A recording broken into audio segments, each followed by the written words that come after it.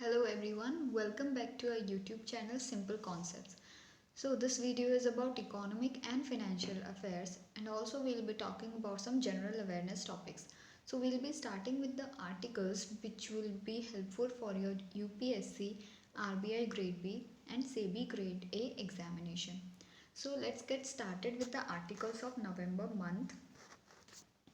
लेकिन उससे पहले मैं आपको ये बताना चाहती हूँ अनअकैडमी कॉम्बैक्ट करके एक प्रोग्राम लाया है अनअकैडमी, जिसमें अगर आप टेस्ट देते हैं then on the basis of the scores that you get in this particular test you would be able to win exciting prizes.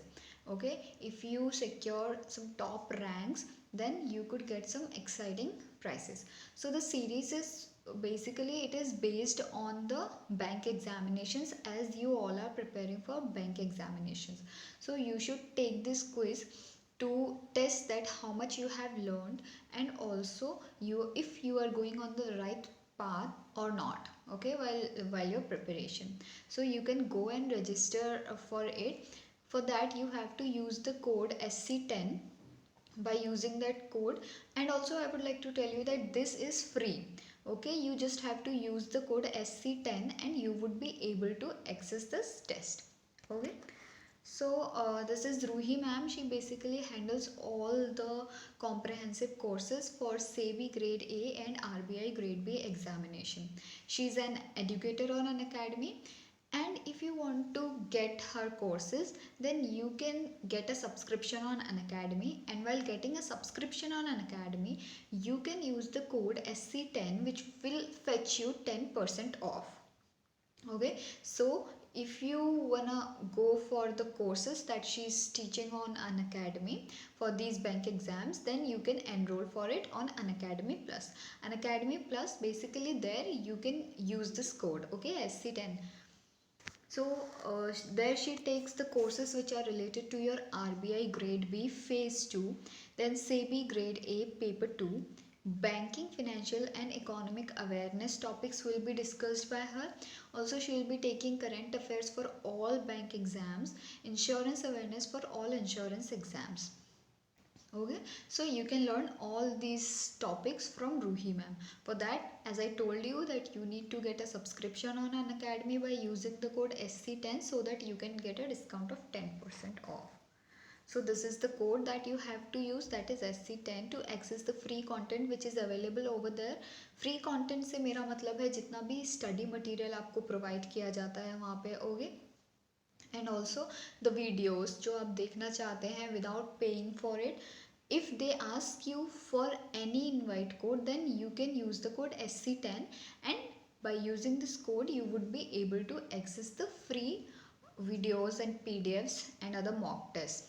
Okay, as we have discussed that this Unacademy Compact, okay, this challenge is also a free test. You can access it by using the invite code SC10. So this is her channel, Simple Concepts by Ruhi ma'am. Here you can find all the information which is related to your upcoming courses, the videos, PDFs and also the current affairs news. Okay, so these are some of the things that you would be able to get through this channel. So now we'll be starting with the articles now. So the very first article here we are discussing is products identified for one district and one program. Okay, product program. So let's understand that what is this product one district one product program. Okay, जो हमारी Kerala agriculture university है उसने department of industries के साथ मिलकर इस programme को launch किया है, ठीक है, जिसको हम बुला रहे हैं one district one programme, and it has been launched in the state of Kerala. So here the question becomes that in which state the program one district one product program has been launched. Okay तो ये इसका नाम दे देंगे आपको कि ये वाला जो प्रोग्राम है ये कौन सी डिस्ट्रिक्ट में लॉन्च किया गया. So the answer here would be Kerala. Okay, so this is the important point. The program has identified produced ranging from measles to tapioca, coconut oil and spices for various districts. अब इस programme में क्या क्या चीज़ें हैं, इसके क्या क्या important points, and let's understand those points. और इस स्लाइड में जो इम्पोर्टेंट पॉइंट है that is they are producing the crops, okay, which may range from mussels. Okay, mussels आपने देखा होगा कि जो उसमें देर आर लीव्स, ओके, ऐसे खोलने और बंद होने वाला, और वो लीव्स के अंदर एक सीड होता है। Okay, it is found near the seas, okay, near the water bodies. Okay, जो आपकी फ्रेश वाटर बॉडीज़ होती हैं जैसे सी फूड टाइप का होता है, सो दीज आर म्यूजल्स। तो ये कुछ ऐसे वेराइटी ऑफ क्रॉप्स हैं जो वहाँ पे इस प्रोग्राम के अंडर प्रोड्यूस की जा रही हैं। So now let's understand that what is this programme.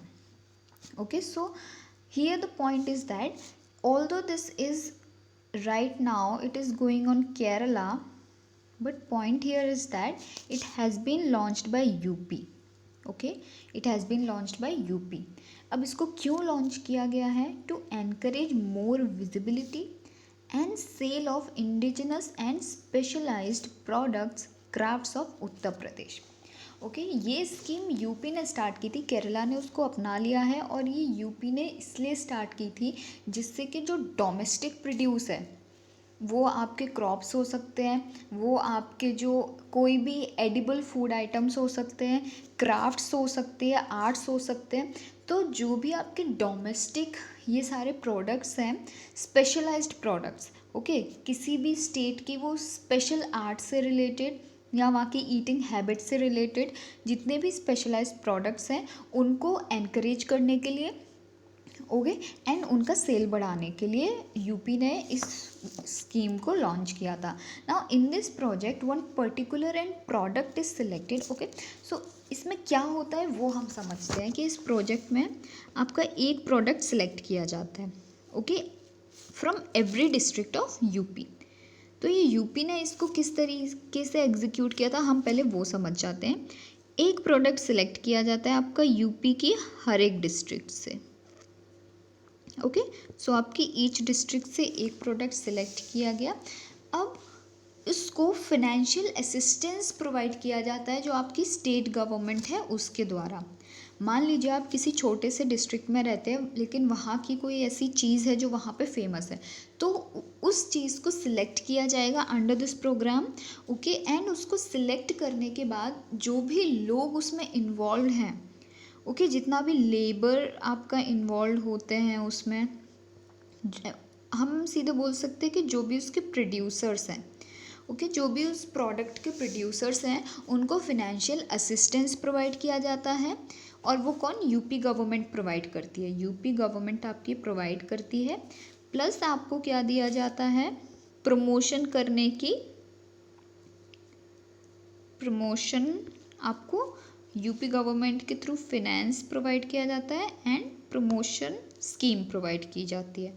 Okay, तो ये आपके जो काम करते हैं ये पूरा यूपी गवर्नमेंट करते हैं. So here is the point that what is one district one product programme. Now let's understand that 13th urban mobility India conference जो 2020 में हुआ है, जिसको हम UMI बोलते हैं, उसमें क्या हुआ है? It was being organise by ministry of आपका जो हाउसिंग एंड अर्बन अफेयर्स है उसने इसको लॉन्च किया है. तो थीम जो थी इस बार की 2020 की, it was emerging trends in urban mobility. Okay, so urban mobility का मतलब क्या होता है? इससे जो मतलब है it is basically related to the transport of people. Okay, वो जो ट्रांसपोर्टेशन है लोगों का, वो आपके there are two ways. First one is जो आपका पहला तरीका है अर्बन मोबिलिटी का, उसमें पहला पॉइंट आपका हो गया प्राइवेट. ओके, प्राइवेट हो गया. दूसरा पॉइंट आपका हो गया पब्लिक ट्रांसपोर्ट. ओके, तो यहाँ पे see now you are preparing for the exam which will ask you the comprehensive question. अब इस जो पर्टिकुलर न्यूज़ में से, इस न्यूज़ आर्टिकल में से वो आपसे ये नहीं पूछेंगे कि 13th urban mobility India conference करवाया गया या 15th UMI कॉन्फ्रेंस कराया गया. They are not going to ask you. What they can ask you that what was the idea behind this. Okay, so the idea behind this, आपके कोई भी तरीके हो प्राइवेट या public transport, it should be convenient. Okay, it should be convenient plus it should be accessible to all. जो remote areas में जो लोग हैं जिनके लिए ईजिली ट्रांसपोर्टेशन अवेलेबल नहीं कराया जाता, तो under this conference it was the main focus how the transportation facilities should be accessed by these people who live in the remote areas. Okay, so this is another news article. 15 states, हाँ तो हमने इससे पहले जो ये चीज़ पढ़ी है, so here the point is that क्या हमें पब्लिक ट्रांसपोर्ट बढ़ाना चाहिए या फिर पब्लिक ट्रांसपोर्ट नहीं बढ़ाना चाहिए। ओके, आपको भी इसका रीज़न अच्छे से पता है that the increment in the public transport would help in combating the environmental issues. Okay, जो आपके पोल्यूशंस है, आपके नॉइज़ पोल्यूशन है, आपका एयर पोल्यूशन है, जो मेन रीज़न है, ओके, जो आपका क्लाइमेट चेंज है उसका, तो ये जो आपके पोल्यूशंस हैं इनका डिक्लाइन होगा अगर हम ज़्यादा पब्लिक ट्रांसपोर्ट बढ़ाते हैं, क्योंकि more and more number of people would be travelling in the single transportation body. तो उसकी वजह से आपका जो लोगों का ट्रांसपोर्टेशन है वो उतना ही होगा, लेकिन जो फ्यूल बर्न हुआ, जो पोल्यूशन क्रिएट हुआ उसकी वजह से वो कम होगा। So that is the point. लेकिन अब इंडिया में क्या प्रॉब्लम है, आपको ये भी अच्छे से पता है that public transportation is not promoted because it is not as convenient as the private transportation. Okay, तो अब देखिए, अगर दिल्ली और आपका मुंबई जैसा मेट्रो हो तो भी लोग अफोर्ड कर सकते हैं, ओके, जो नॉर्मल लोग हैं। अब आप गांव में नहीं चला सकते इसको, गांव में आपको बसेस ही रन करनी है, and the thing is that those buses, okay, the management should be very good so that more and more number of people could be encouraged to use the public transport. I just want to say that. Okay, so there we lack. अगर हम south Korea में चले जाए तो south Korea में ऐसा नहीं है। साउथ कोरिया में more number of people use public transportation because of this only, because they are more convenient, they are more accessible. Okay, so people prefer to use public transport and they are affordable, the charges are affordable. So that is the point here. Now let's understand कि आपका जो fortification of rice है, okay, तो इसके लिए there has been a centrally sponsored pilot scheme. तो जो ये स्कीम है इसके अंदर आपका फोर्टिफाइड राइस लोगों को दिया जाएगा। तो उसने अभी रिसेंटली 15 स्टेट्स को आइडेंटिफाई किया है and it has been launched by our food ministry. The government is making plans to distribute fortified rice. ठीक है, आपका जो fortified rice होता है उसमें कुछ न्यूट्रिएंट्स होते हैं जिनकी मात्रा बढ़ा दी जाती है, और जो अननेसेसरी न्यूट्रिएंट्स हैं उनकी जो मात्रा है वो कम कर दी जाती है। तो उसी को हम फोर्टिफाइड राइस कहते हैं। ओके, तो इसमें जो है फोर्टिफाइड राइस और जो सिंपल राइस है उसमें अंतर ये है कि जो आपका फोर्टिफाइड राइस है, ओके, उसको खाने से आपको सारे न्यूट्रिएंट्स मिल जाएंगे जो आपको बाकी चीज़ों के थ्रू मिल सकते थे। मान लीजिए अगर आप फोर्टिफाइड राइस लेते हैं एंड उसके साथ आपने गेहूँ नहीं लिया, तो जो फोर्टिफाइड राइस है उसमें इस क्वांटिटी में न्यूट्रिएंट्स को additionally they have been they have been added. Okay, some additional nutrients have been added. Chemical जो है उनको अच्छे वाले केमिकल, ओके, बेसिकली हम बोलेंगे कि जो फूड न्यूट्रिएंट्स हैं उन्हीं को ऐड कर दिया गया है so that they can suffice the need of other cereals as well. तो उसको हम फोर्टिफाइड राइस बोलते हैं। तो इसको integrated development services, integrated child development services, दो this is going to be distributed by ICDS plus आपका मिड डे मील। ठीक है, आपका मिड डे मील, ये दो स्कीम्स हैं जो पूरी कंट्री में चलाई जाती है, एंड इनका फोकस होगा कि इस बार हम 112 एस्पिरेशनल डिस्ट्रिक्ट्स का मतलब क्या है, यहाँ पे जो एस्पिरेशनल डिस्ट्रिक्ट्स हैं वहाँ पे ये स्कीम को लॉन्च किया जाएगा जो कि फोर्टिफिकेशन ऑफ राइस। ठीक है, तो इसका मतलब क्या हो गया, यहाँ पे वो डिस्ट्रिक्ट्स जो आपका PDS में अच्छा परफॉर्म कर रहे हैं ओके, जो आपका पीडीएस में अच्छा परफॉर्म कर रहे हैं, they have nice rating the districts, and also they are ready to accept this scheme.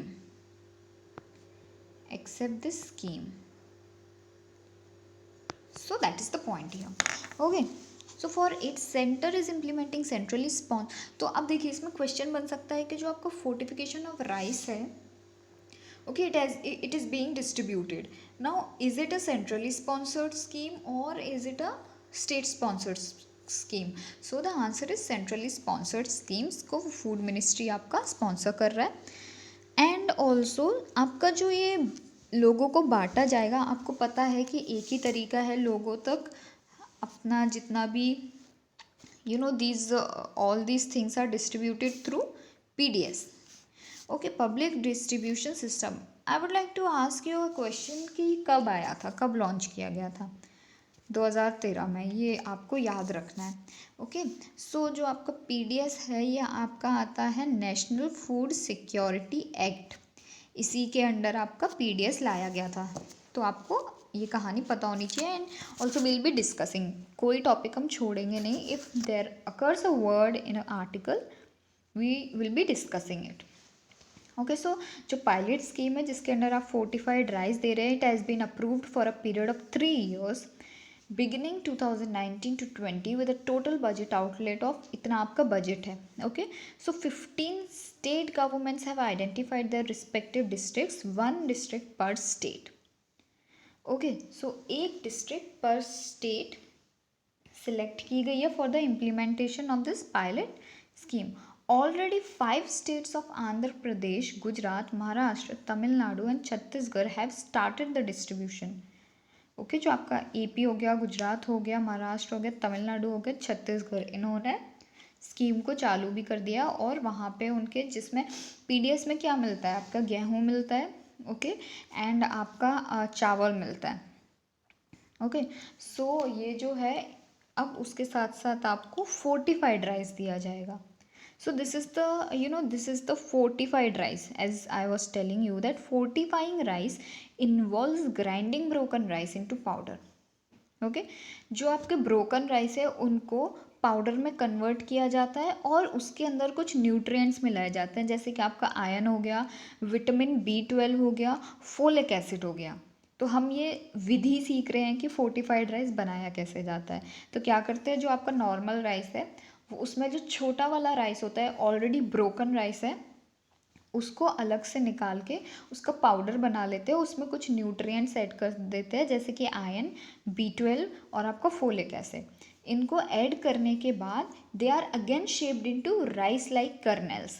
Okay, उनको फिर से राइस का शेप दे दिया जाता है using an extrusion process. This fortified kernels are then mixed with normal rice. अब इनको ratio में 1:100 में मिलाया जाता है. ओके, आपका जो 100 पीसेस ऑफ नॉर्मल राइस है उसमें 1 पीस हम फोर्टिफाइड राइस का मिला देते हैं. इस तरीके से उसका मिक्सचर किया जा सकता है. So currently there are only 15,000 tons of these kernels available per year in the country, but to meet the requirement of 112 aspirational districts, capacity needs to be increased to 1.3 lakh tons. Okay, तो अभी जो हमारी capacity है वो पूरी तरीके से accomplish नहीं हुई है. We need to get more of these kinds of rice. To cover PDS across the country 3.5 lakh tons of fortified kernels would be needed. तो ये इन्होंने अपनी डिमांड बता दी है दैट 3.5 lakh tons जो है इतने की रिक्वायरमेंट होगी. तो ये हमें पता चला है. Okay, so that was it. Now Ministry of Earth Sciences released the NCAER report. ये क्या है इतना बड़ा सा, वो हम समझते हैं, लेकिन जो न्यूज़ है उससे रिलेटेड वो आप पहले सुन लीजिए. दैट जो आपकी मिनिस्ट्री ऑफ अर्थ साइंसेज है उसने NCAER रिपोर्ट को रिलीज़ किया है. उसमें लिखा हुआ है that estimating the economic benefits of investment in national monsoon mission and high performance computing facilities. तो आपकी मिनिस्ट्री ऑफ अर्थ साइंसेज है उसने NCAER रिपोर्ट लॉन्च किया है. सबसे पहले ये समझ लीजिए that what is NCAER. It is national council of economic applied economic research. Okay, आपका national council of applied economic research. It was established in 1956. NCAER is India's oldest and largest independent है, non profit है, economic policy research institute है. Okay, तो वो मैंने आपको बता ही दिया that it is located in Delhi. The headquarters is in Delhi. तो इसका जो सर्वे किया जाता है उसको कैसे किया जाता है? ओके, तो पहले आप ये समझिए कि ये जो NMM है वो काफ़ी इंटरेस्टिंग चीज़ है. अभी रिसेंटली आया है वो, जो आपका नेशनल मॉनसून मिशन है, जिसके थ्रू काफ़ी सारे फार्मर्स की हेल्प हो रही है. ओके, और जितने भी लोग रहते हैं आपके सी साइड पे उनकी हेल्प हो रही है. जो आपके उड़ीसा में हो गए, जितने भी वेस्ट कोस्टल एरियाज़ में जितने भी लोग रहते हैं, ओके, तो उनकी काफ़ी मदद करता है ये NMM. तो आपके फार्मर्स को हेल्प मिलती है इसमें, फिशरमैन को हेल्प मिलती है इसमें. ओके, एंड तो ये जो है ये मॉनसून मिशन में अपन क्या करते हैं, अपन जो इंडिया का जो क्लाइमेट है, ओके, जो मॉनसून मिशन है, जो आपके रेनी डेज हैं उनकी क्या स्टेटस है वो बताता है आपके फार्मर्स को, सो दैट उनकी क्रॉप्स उसी हिसाब से तैयार की जा सके. ओके, आपके जो दिस फिशरमैन वो कब सी में जाते हैं वो भी इस जो मिशन के अंडर रिपोर्ट्स लोगों तक पहुंचाई जाती हैं. तो उसको पढ़ के see they cannot read it. Okay, most of them are they are not literate enough to understand that what is it. तो उन तक कन्वे किया जाता है इस रिपोर्ट के थ्रू कि अभी वो अरेबियन सी में कूद सकते हैं या नहीं. ठीक है, तो जिससे कि उनके जो लाइफ है उसको थ्रेट ना हो.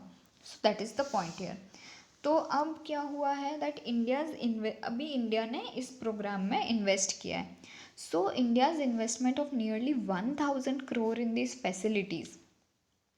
ओके, तो अब देखिए उन्होंने 1000 crore इन्वेस्ट किया है, but it would benefit worth ₹50,000 crores. That is for every 1 rupee invested 50 times is the benefit. तो ये देखिए कि लॉन्ग टर्म में इसका बेनिफिट कितना सही मिल रहा है, that for every 1 rupee you will be getting 50 rupees. Okay, so NMM and HPC benefits 1.07 crore below poverty line agriculture house holds. जैसा कि मैंने आपको बताया कि जो भी लोग एग्रीकल्चर से रिलेटेड है, आपके फार्मर्स हो गए, जो आपके फिशर फोक्स हो गए, house holds in the country, they would be they would be the beneficiaries. Okay, under this scheme the total annual economic benefits to agriculture household farmers and livestock owners taken together has been calculated as this much amount, and incremental benefits over the next 5 years are estimated to be this much. Okay, so that is the point here. Economic benefits from the use of weather forecasting services to farmers and fishermen since 2015 worked out to आपका 19,000 crore annually. Okay, तो वही है कि ये इस programme के economic benefits को discuss कर रहे हैं कि आपके जो 98% फार्मर्स हैं उनको जब प्रिडिक्शन मिल जाता है then they can decide accordingly. Okay, so here the weather advisories, तो वो उसके अकॉर्डिंग जो आपके फार्मर्स हैं वो वैरायटी बदल सकते हैं, जो आपकी क्रॉप्स की ब्रीड बदल सकते हैं क्रॉप्स की. तो 98% फार्मर्स को फ़ायदा हुआ है एंड 82% ऑफ फिशरमैन, ठीक है, जो आपके ओशन में उतरते हैं फिशिंग करने के लिए, तो उनको भी, जो सी के पास रहते हैं उनको भी फ़ायदा हुआ है. So 94% of farmers were able to avoid losses and increase income because of services provided through NMM. अब देखिए यहाँ पे बहुत सिंपल सी बात है, इससे गवर्नमेंट को डायरेक्ट तो इकोनॉमिक बेनिफिट मिल नहीं रहा है ना. ऐसा तो है नहीं है कि जो आपके फार्मर्स हैं वो उनकी खेती कर रहे हैं या नहीं कर रहे हैं, इससे गवर्नमेंट को डायरेक्ट फ़ायदा तो मिल नहीं रहा है. So what they are calculating is कि जो आपके फार्मर्स है, जो आपके फिशरमैन्स है, ओके, उनके थ्रू कितना फ़ायदा मिल रहा है, उनको जितना फ़ायदा मिल रहा है इस प्रोग्राम के अंडर उतनी ही इकोनॉमिक बेनिफिट गवर्नमेंट को मिल रही है, गवर्नमेंट ने ऐसे कैलकुलेट किया है। Okay, so that is the point here. Now 94% of farmers were able to avoid losses and increase income because of services provided through NMM. This we have already talked that how they are helping the farmers. तो आपका जो NCAER है, हमने जो पढ़ा था, it is conducted a primary face to face survey. ये आपका सर्वे जो है ये आपका फेस टू फेस किया जाएगा, और इसमें आपको पता है हमारे अंबानी जी की फाउंडेशन रिलायंस फाउंडेशन के साथ कोलैबोरेट किया है। इंफॉर्मेशन सर्विसेज जो है okay in 173 districts spread across 16 states of India with 6098 respondents. आपके 6098 रेस्पोंडेंट्स हैं 173 डिस्ट्रिक्ट्स में फैले हुए हैं। ओके, तो इसमें जो आपको this respondents was conducted to validate the findings of face to face survey.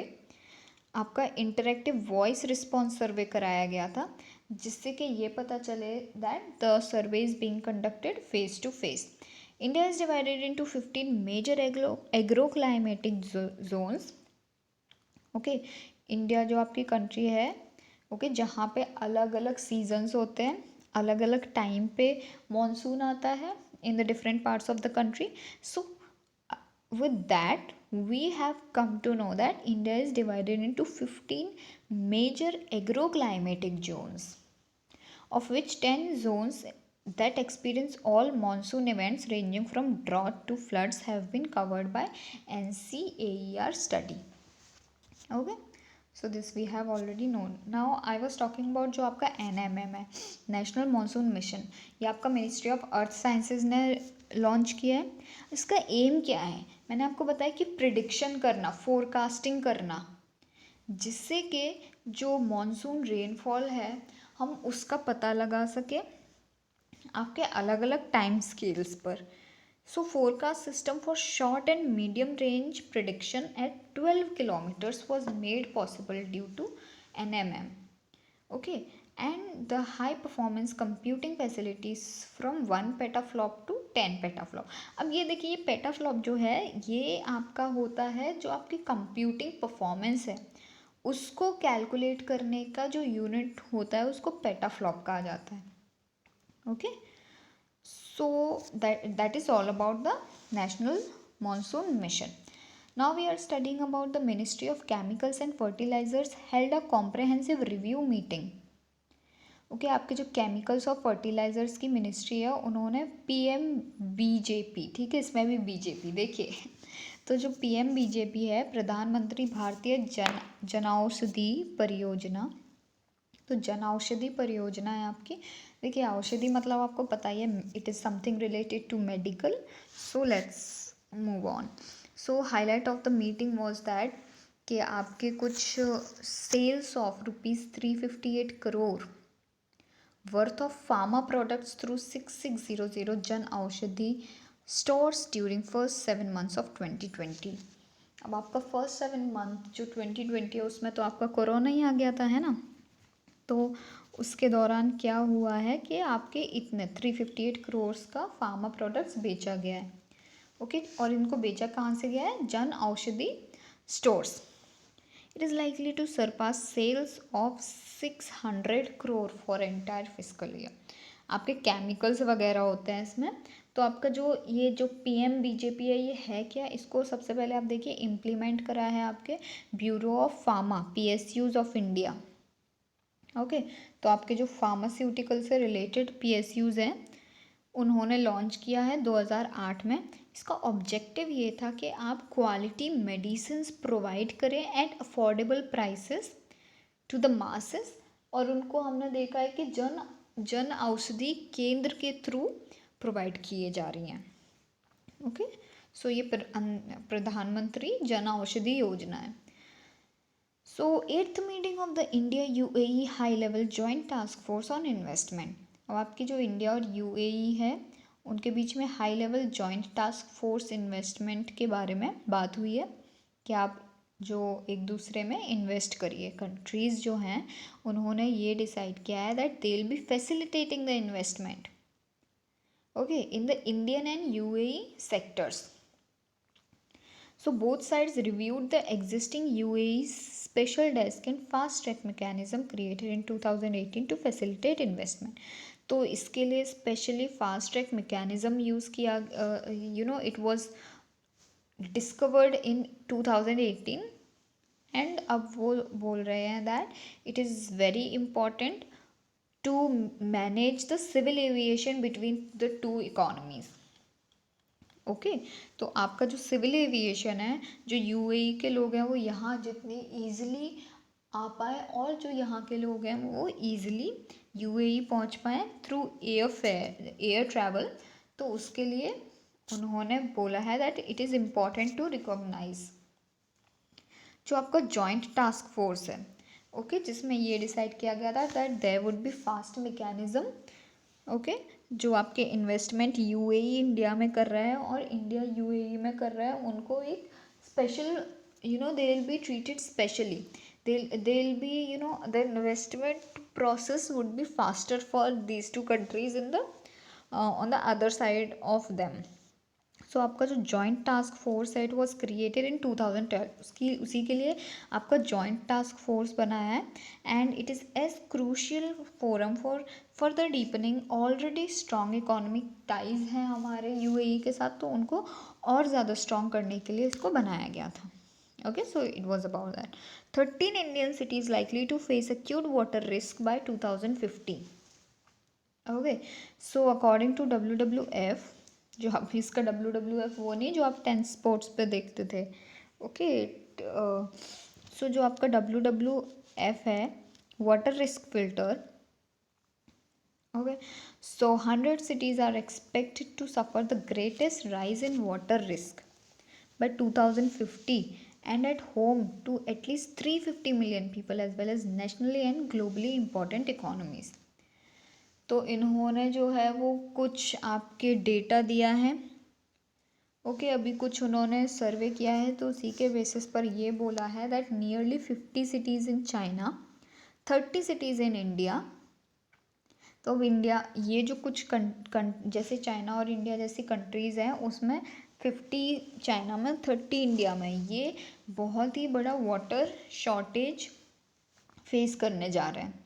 Okay so उसमें से जो स्टेट्स हैं हमारी इंडिया के उसमें Delhi Jaipur Indore Amritsar Pune Srinagar Kolkata Bengaluru Mumbai Kozhikode and Visakhapatnam they are at high risk.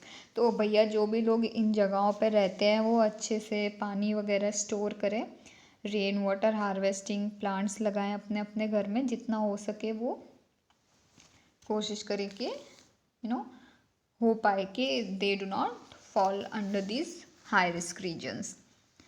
तो Jaipur it has top the list of Indian cities. भाई जयपुर हमारा हमेशा नंबर 1 रहता है तो जयपुर ने टॉप किया है. अब देखिए जितने टॉपर्स होते हैं आईआईटी के वो ज़्यादातर राजस्थान से ही होते हैं.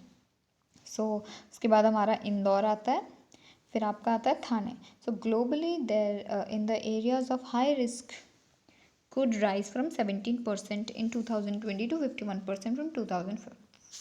तो अब आपका जो WW वाटर रिस्क फिल्टर है it was launched in 2012. It is an online tool को developed by world wide fund for nature to assess and respond to water related risk.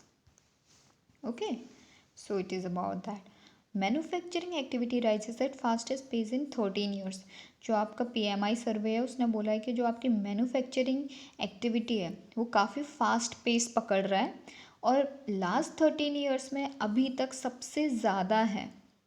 Okay तो वही बोला गया है. तो आपका यहाँ PMI क्या है वैसे मैं I would like to ask you all that what is PMI. ये PMI is nothing but purchasing manage index. We have already learned about it. What is PMI? उसमें क्या होता है कि किसी भी कंट्री या किसी भी हम अगर किसी भी जगह का PMI बता रहे हैं that means that how much the people are buying. Okay, what is the purchasing power of that particular firm or particular area or the country, anything. So PMI for manufacturing वो अक्टूबर में 58.9 थी and it has increased from 56.8 in the previous month. It is a positive sign for the overall economic growth. आपका ये एक positive sign है.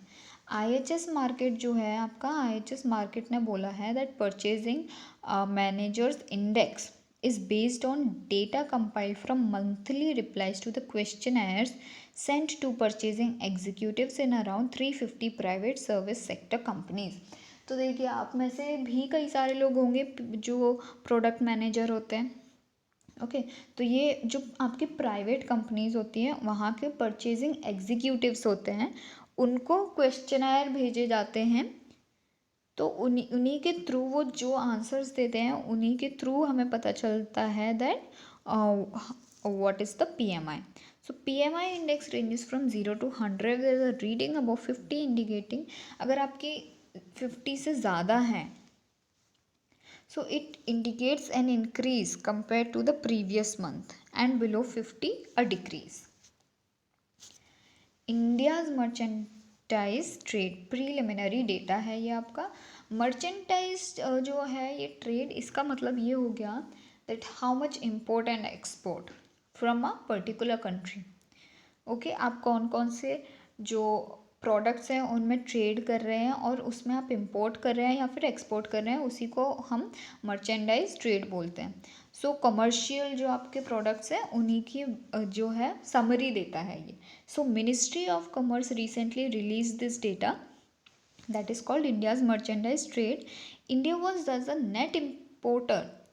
तो आपका अक्टूबर में इंडिया को इम्पोर्टर, नेट इम्पोर्टर घोषित कर दिया है with a trade deficit of rupees of $8.78 billion.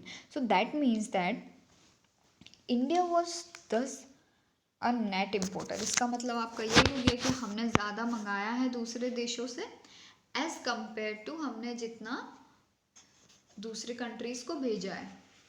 Okay so that means that we have imported more, we have bought more from the other countries, and we have given less to the other countries. So this is the data, and here we are talking about that the imports are more, exports are less. और trade deficit का मतलब यही होता है कि import ज़्यादा है और एक्सपोर्ट कम है. अब उसी का मेजर बताने के लिए हम ट्रेड डेफिसिट कैलकुलेट करते हैं. अगर ट्रेड डेफिसिट ज़्यादा है इसका मतलब ये है कि दोनों में डिफरेंस ज़्यादा है. So that means that import is even higher. Okay अगर ट्रेड डेफिसिट आपका ज़्यादा है. So these are the major commodities about which this data has been brought up. जो आपके drugs and pharmaceuticals हैं उनको हमने export किया है. ओके एंड जो आपका राइस है उसको एक्सपोर्ट किया है.